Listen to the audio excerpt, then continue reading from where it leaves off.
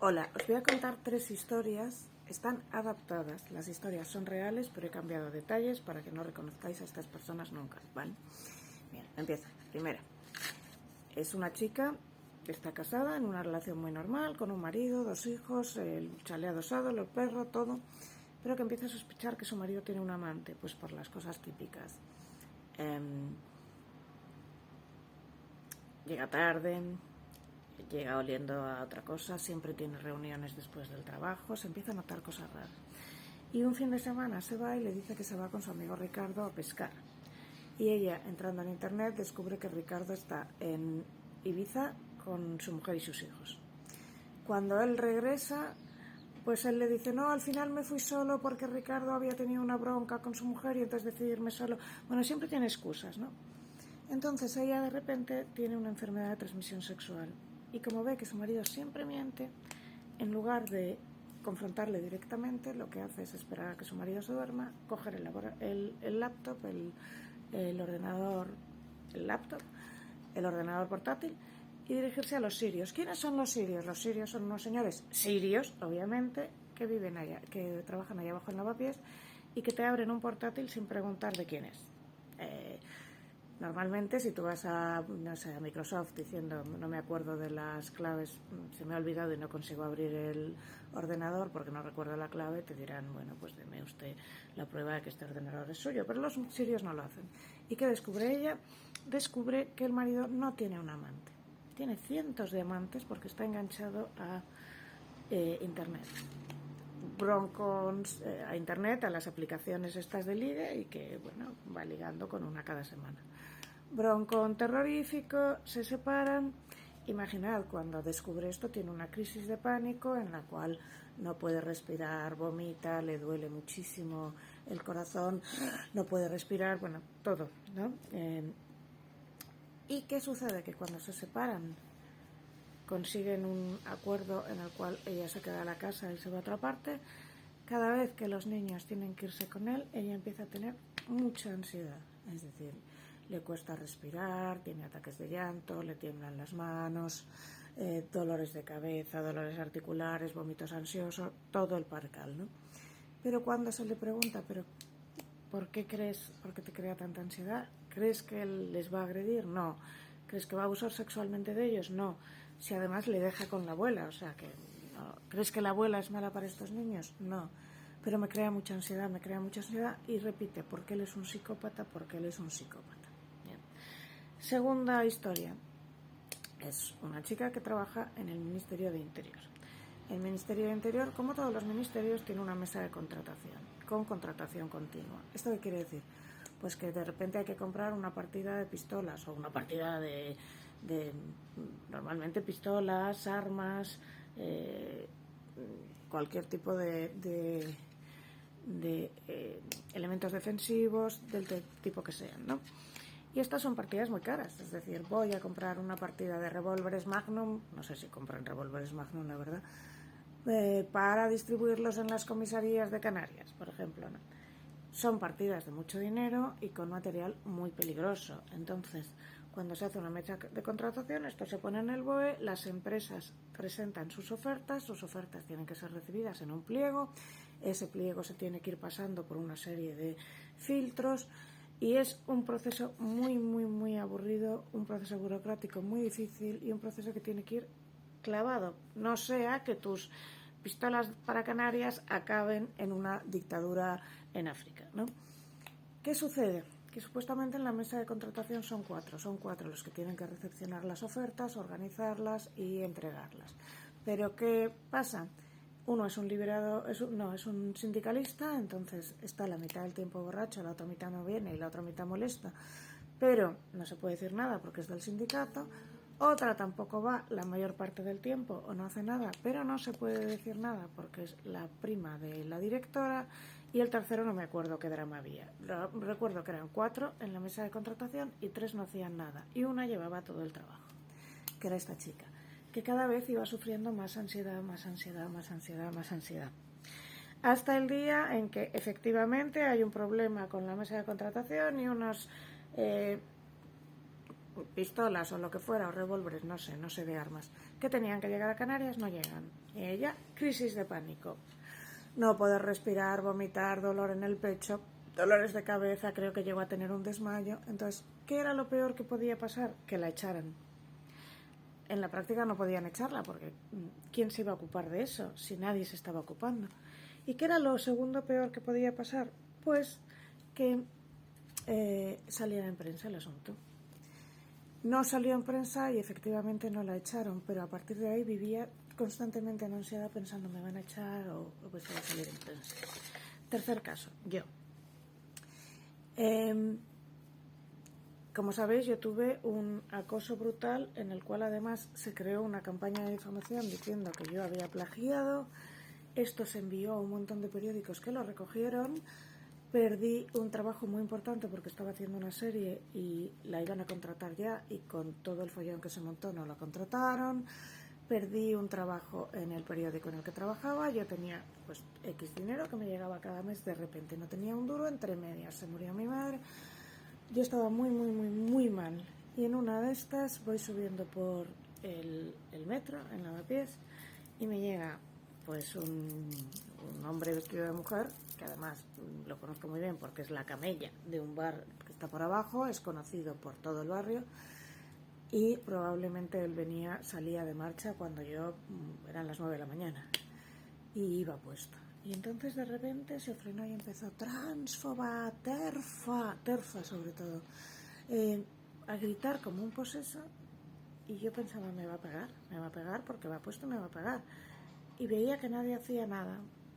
Bueno, salí de allí, la ansiedad típica, los síntomas lo conocéis, y esa tarde tenía que ir a la presentación del libro de una amiga. Y de repente cuando iba a entrar oí a alguien decir, esa terfa, entre los que estaban fuera.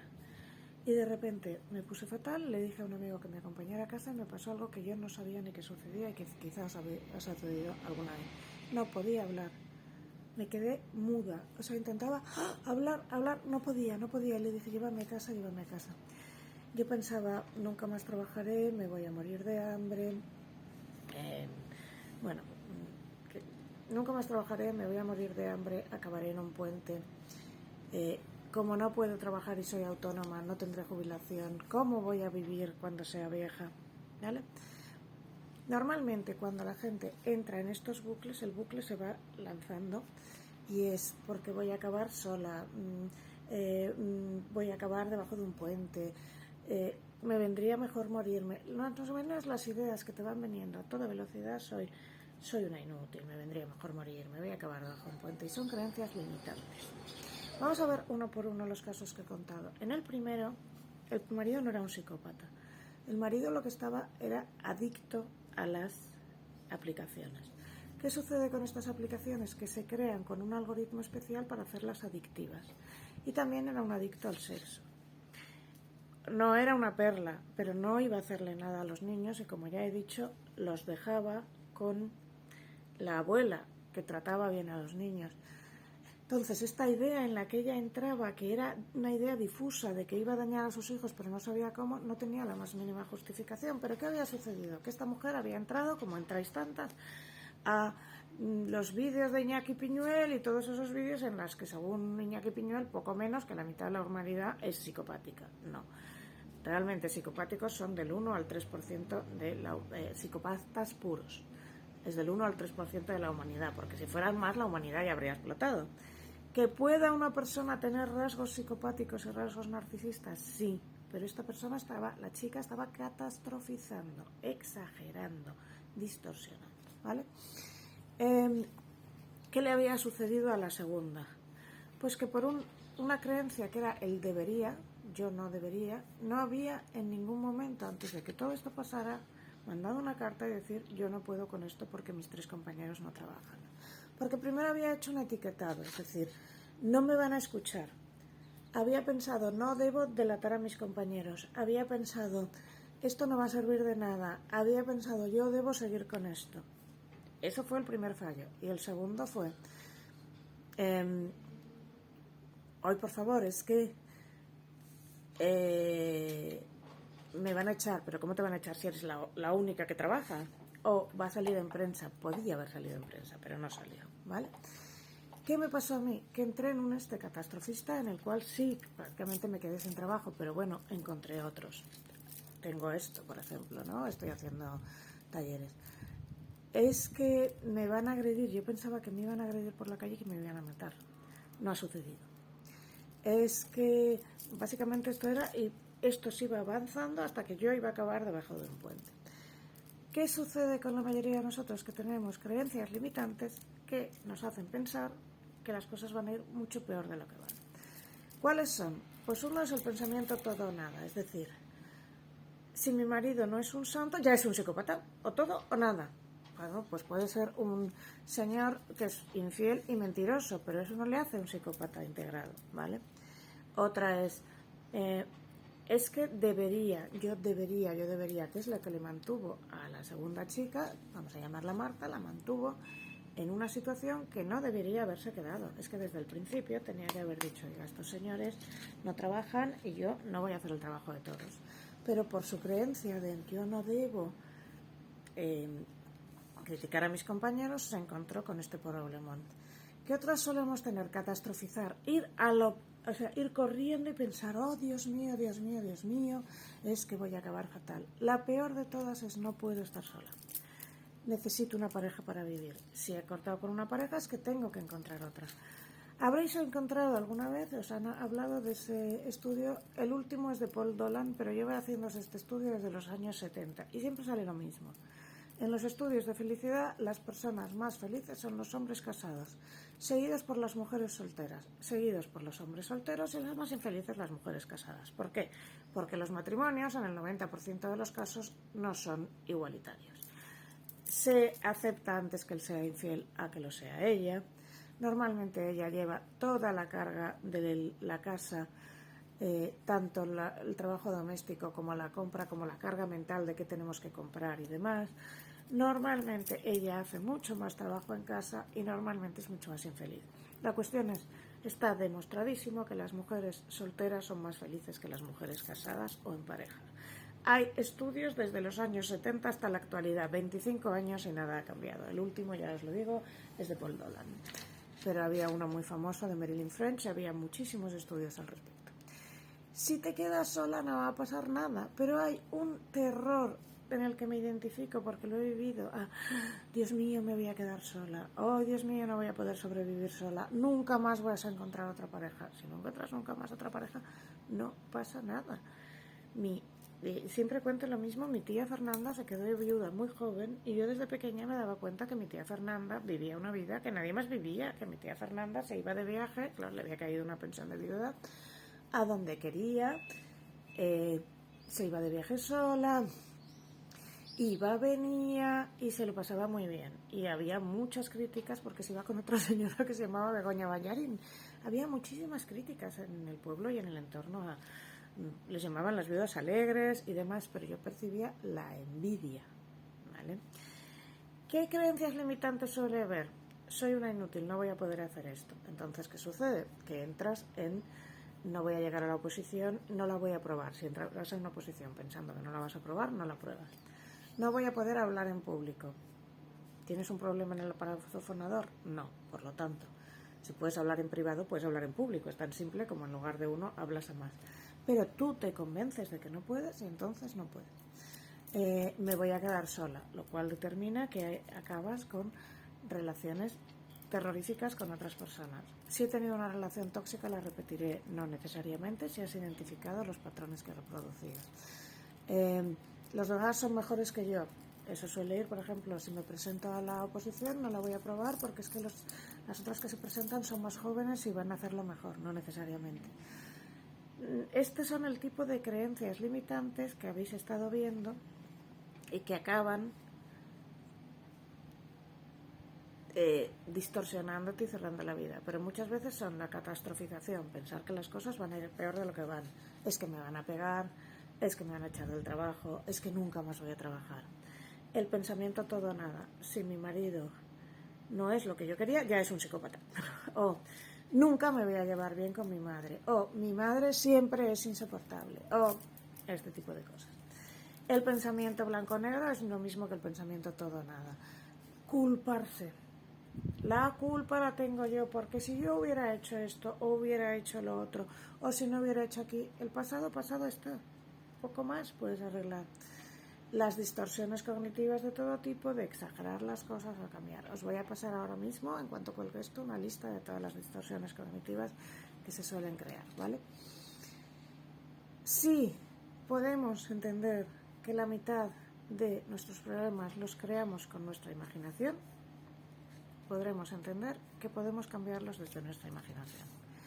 Si nosotras creemos que es que nunca más estaré bien porque, por ejemplo, una creencia limitante muy grande es pensar, como he sido abusada sexualmente, nunca estaré bien. Los datos demuestran que el 90% de las mujeres con abuso sexual infantil que van a terapia se recuperan. Si has visto otra que dice que los abusos sexuales conducen a estrés postraumático complejo, también es verdad, pero eso no te marca para toda la vida. Puedes ir a terapia y cambiarlo. Todas las ideas que ponen un etiquetado que es yo soy tonta, yo soy una inútil, yo no sirvo para esto, esto es una etiquetación que no sirve para nada. Yo no voy a poder esto. ¿Cómo voy a pasar yo unas oposiciones? Pues pasándolas. Repito, os voy a mandar una lista de todas las distorsiones en las que incurrimos. Pero lo más importante que yo quiero dejar claro es, si tu cabeza es tan imaginativa como para crear la idea de no puedo hablar en público, que creo que es el ejemplo más claro. Tienes un aparato fonador que funciona perfectamente. Tú te has creado la idea de que no puedes hablar en público y de repente no puedes hablar en público. Ese es el poder de la imaginación, pero puedes usar la imaginación en tu contra, ¿vale? Y la imaginación en tu contra es sí puedo hablar en público, sí puedo. Entonces, ¿qué intentamos a lo largo de este curso? Cambiar creencias limitantes y sustituirlas por otras. En el momento en que logres, mediante los muros de afirmaciones, mediante las meditaciones guiadas, mediante los ejercicios de sustitución de creencias, en el momento que logres convencerte de que puedes estar sola, de que no hay problema en estar sola, de que el haber tenido una relación tóxica en el pasado no condiciona tu vida, el haber sido víctima de abuso sexual no condiciona tu vida, te convierte en superviviente, en haber venido a una familia extremadamente disfuncional tampoco condiciona tu vida, porque puedes cambiar lo que aprendiste y abandonarlo. En el momento en que adquieres ese poder, tienes poder sobre ti misma, y esto es lo que se intenta explicar a lo largo de este curso, y esto es hacia dónde vamos. Y con esto espero que se haya quedado todo aclarado. Si hay alguna duda más, siempre me podéis escribir.